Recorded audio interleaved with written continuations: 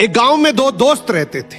वो एक दूसरे के लिए जान की बाजी लगाने तक को तैयार रहते थे।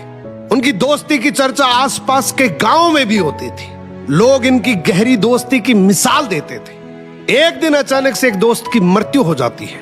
दूसरा दोस्त उसकी बॉडी को देखकर मुस्कुराने लगा। ये देखकर एक बुजुर्ग आदमी बोला, बेटा किसी की मौत पर मुस्कुराया नहीं करते। लड़का बोला, क्या बताऊं बाबा, दिल तो खून के आंसू रो रहा है, लेकिन मैंने अपने दोस्त से वादा किया था कि हम जब भी मिलेंगे मुस्कुराते हुए ही मिलेंगे। और इसने भी मुझे एक कसम दे रखी थी कि अगर मैं मर भी जाऊं तो भी तुम मुस्कुराते हुए मेरे अंतिम संस्कार पर आना, क्योंकि उस दिन तेरे आंसू पोंछने के लिए मेरे हाथ नहीं होंगे। बुजुर्ग आदमी इस लड़के की बात सुनकर रोने लगा और कहने लगा कि मैंने बहुत दुनिया देखी, लेकिन तुम्हारे जैसा वफादार दोस्त मैंने आज तक नहीं देखा। कौन कहता है दोस्ती बर्बाद करती है? अगर साथ निभाने वाला सच्चा दोस्त मिल जाए तो दुनिया याद करती है। अगर आपकी भी जिंदगी में कोई एक ऐसा दोस्त है तो इस रील को उस दोस्त को जरूर टैग करना। एक बहुत अमीर आदमी ने एक भिखारी से पूछा, तुम तो इतने हट्टे कट्टे हो फिर भी भीख क्यों मांग रहे हो? भिखारी बोला, साहब मेरे पास महीनों से कोई काम धंधा नहीं है, अगर आप मुझे नौकरी दें तो मैं भीख मांगना छोड़ दूंगा। अमीर बोला, मैं नौकरी तो नहीं दे सकता, लेकिन तुम मेरे बिजनेस पार्टनर बन सकते हो। मेरे पास एक चावल का प्लांट है, तुम चावल बाजार में सप्लाई करो और मुनाफा महीने के अंत में बांटेंगे। भिखारी ने कहा, लेकिन कैसे बांटेंगे? क्या मैं 20% लूंगा और आप 80%?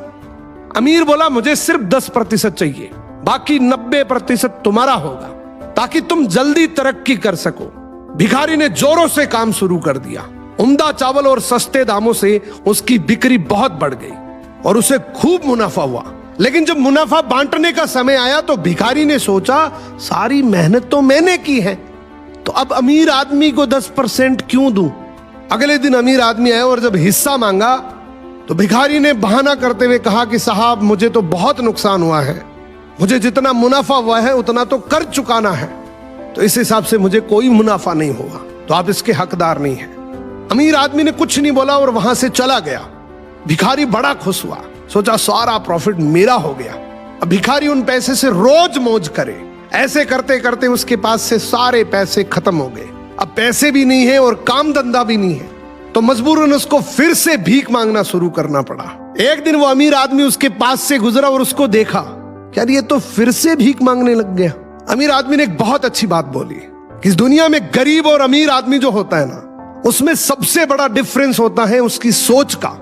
एक रिच माइंडसेट हमेशा ये सोचता है कि मुझे भी प्रॉफिट हो जाए और मेरे साथ जो काम कर रहे हैं उनको भी प्रॉफिट हो जाए, लेकिन एक पुअर माइंडसेट हमेशा ये सोचता है कि जो भी प्रॉफिट हो सिर्फ मुझे ही हो।